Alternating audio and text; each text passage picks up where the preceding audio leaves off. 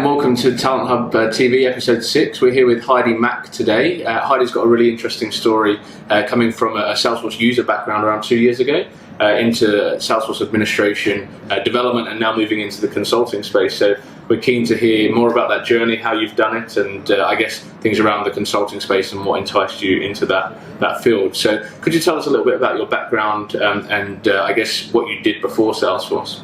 Yeah, of course. I initially studied computer science at university for a few years among a couple of other different subjects, but finding that academic life wasn't really for me, I ended up dropping up and ended up in a series of customer service jobs.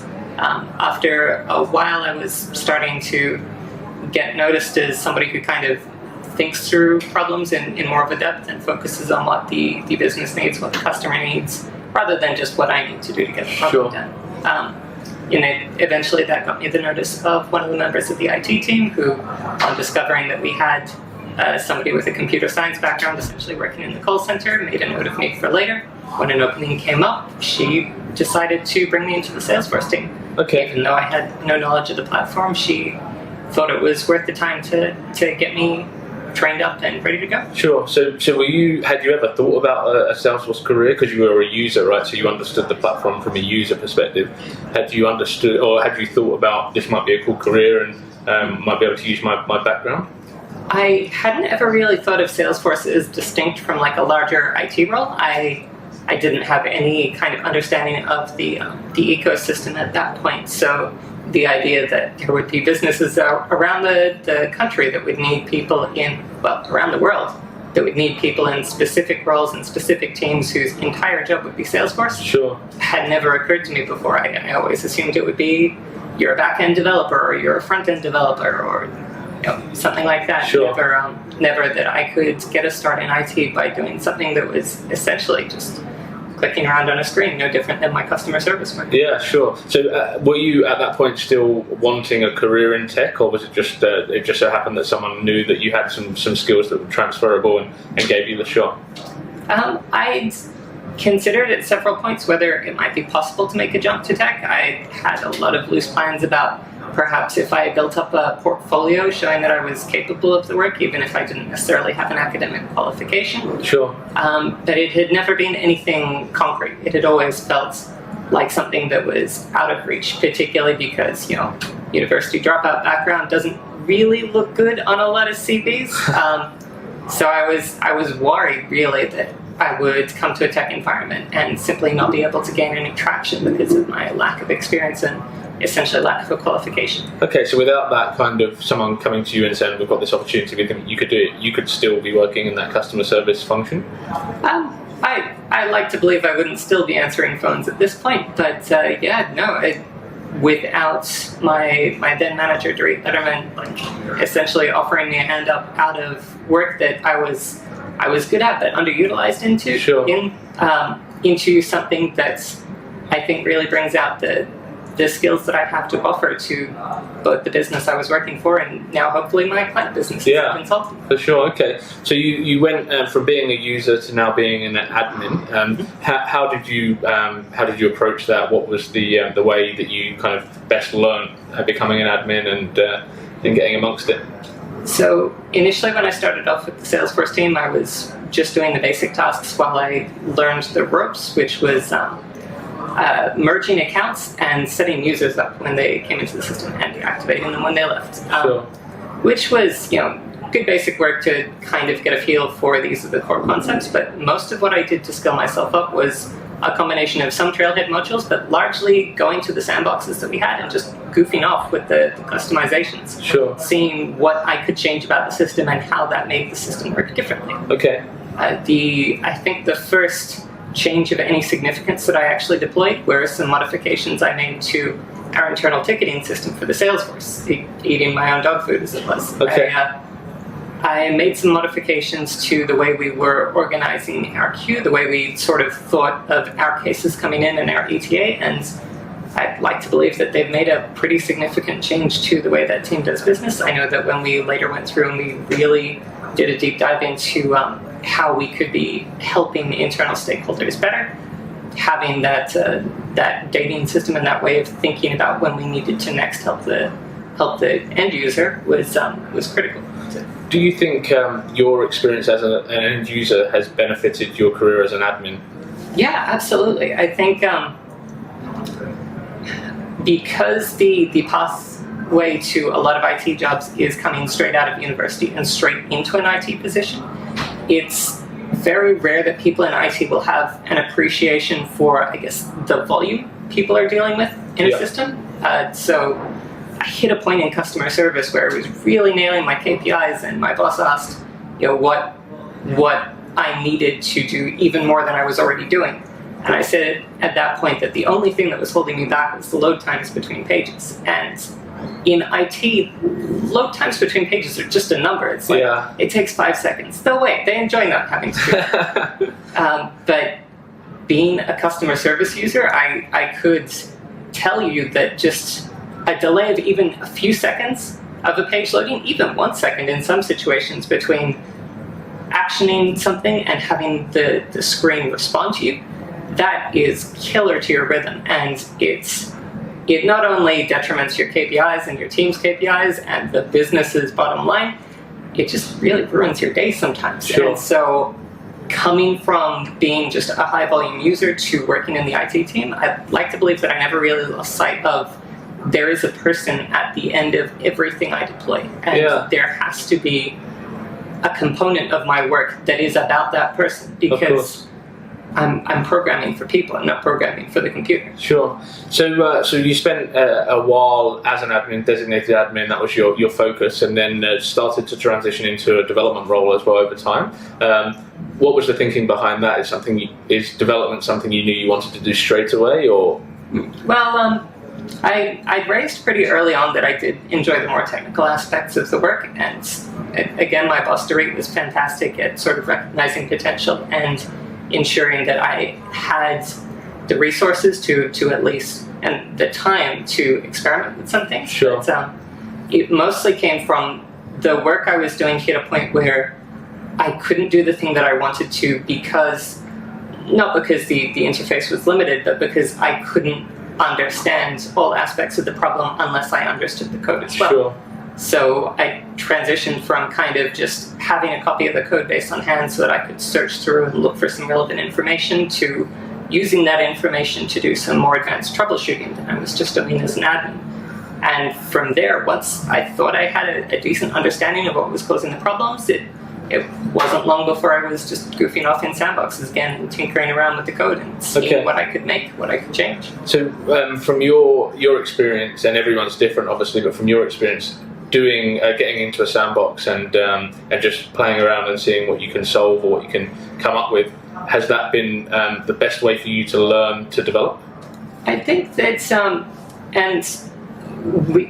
sometimes we get caught up in saying that there's a best way for us to learn. And I don't think that there is. I think there's a good mixture of a way to learn. So as easy and amazing and user-friendly as Trailhead is, and all of the developer resources that are online for Salesforce, I needed to start by just playing around with the user interface. Otherwise, all of the words on Trailhead, I could have read an entire textbook and not told you what a single thing in there was, because until I can play around with it with my hands, it's not real to me. Sure. But by the same virtue, if I was just goofing off in a sandbox, I wouldn't be able to tell you what a static tag on a method meant. I wouldn't be able to tell you what transient variables were in a Visualforce page's view state. It's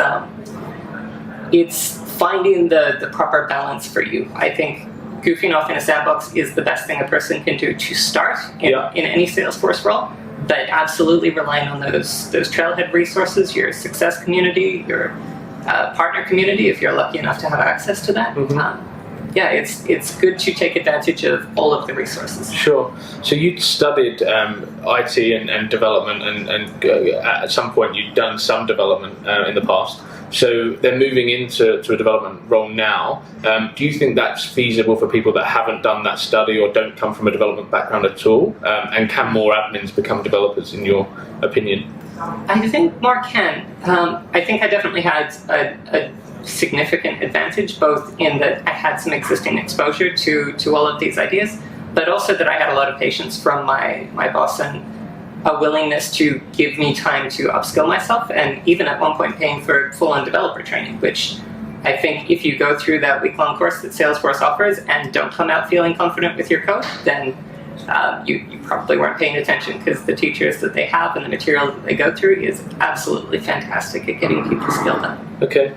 In terms of more admins becoming developers, I think that it doesn't even necessarily need to be a case of more admins should become developers. It's more admins should feel comfortable with the code. Sure. Particularly as we're moving into the Lightning design system.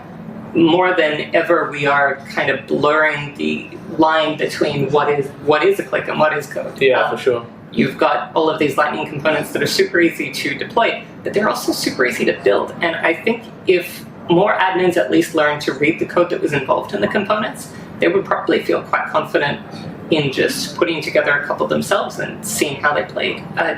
For me, when I was still just an admin, not an admin developer or a developer. Admin, I like the term, I can't even say it, but I like it. Have you not run into that one? No. I forget if you told me it, but it's very cute. Yeah, nice. I like it. But yeah, just being able to read the code made me better at troubleshooting. Sure. It made me better able to tell the consequences of the actions that I was taking. Like the first reason that I wanted to look at the code was we had some old fields that were not being used, and I wanted to delete them, but I was terrified that I would delete it and I would break something, because there was an entire part of the system that I just didn't have eyes on.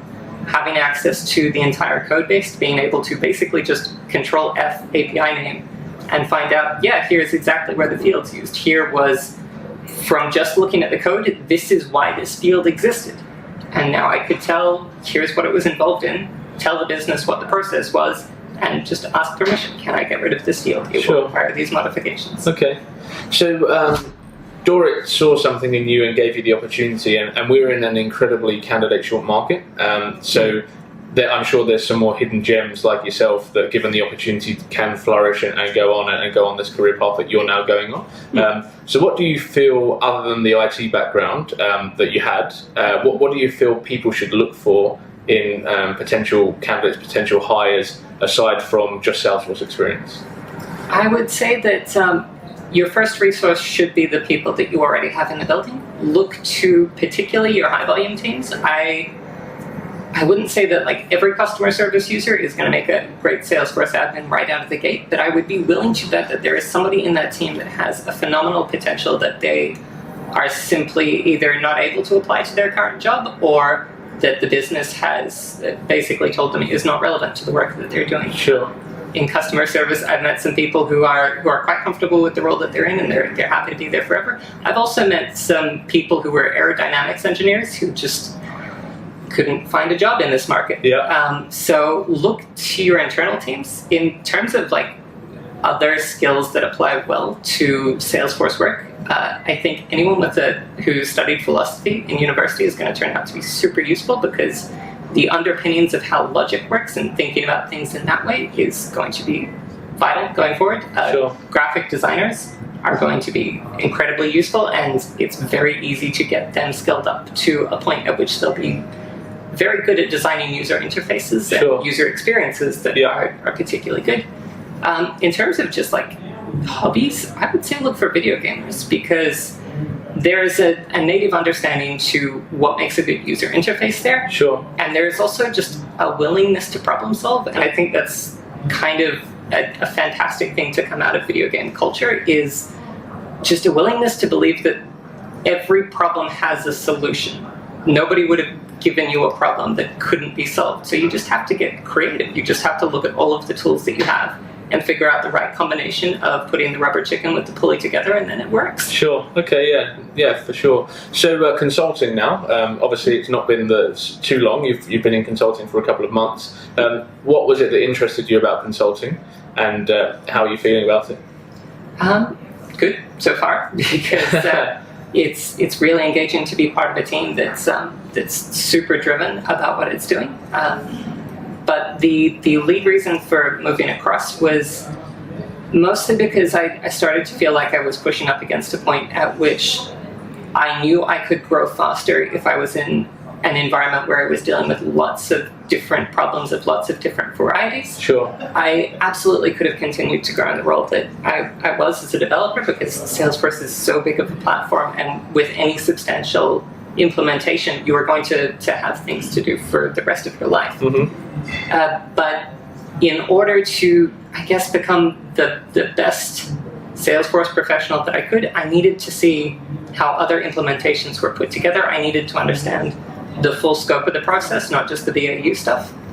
And ultimately, very selfishly, I would like to at some point be a bigger part of the Salesforce community. And I kind of felt like, as one developer for one company, that would be hard, but as a consultant who has the ability to touch on clients, from any part of the country, or hopefully one day the world, I would have the knowledge and have the experience to contribute more to the local communities, Sure. like being able to speak up at the Sydney Developer User Group, or hopefully being able to give a presentation at maybe Down Under Dreaming at some future point.